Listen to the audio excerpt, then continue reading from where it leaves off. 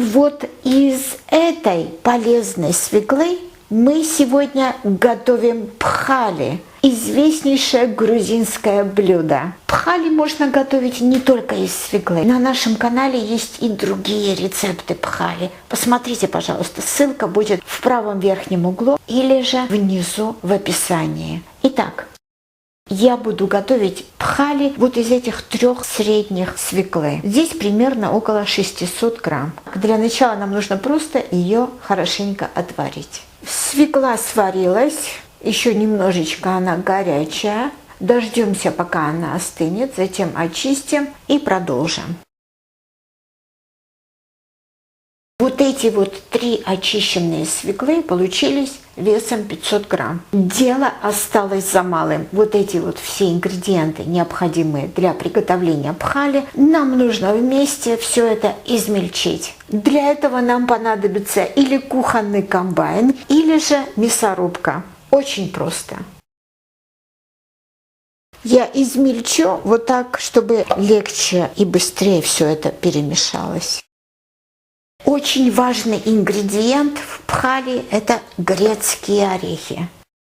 На 500 грамм свеклы берем 100 грамм грецких орехов. Затем добавляем свежую зелень. Вот у меня вот такая вот вымытая кинза. Кинза очень популярна в грузинской кухне.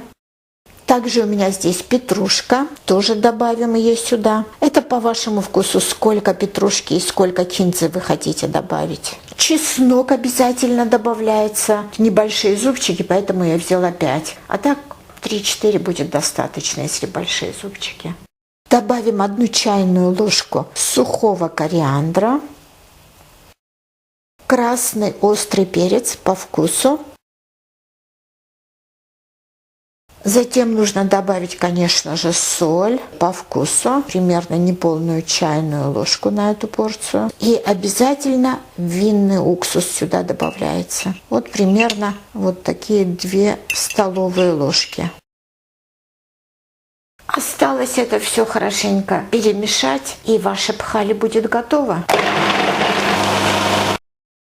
Посмотрите, какая красота получилась. Очень сильно не надо измельчать, не надо делать как пюре. Тем, кто не пробовал еще пхали, я вам очень завидую, потому что вы откроете для себя жемчужину грузинской кухни. Это так вкусно. Вы будете мне очень благодарны. Вот и наше чудесное пхали готово. Видели, как просто? А как вкусно, вам еще предстоит это узнать. Как нужно подавать это на стол? Смотрите, берете ваши пхали и распределяете равномерно на вот такой плоской тарелке. И еще пхали в Грузии принято украшать зернами граната.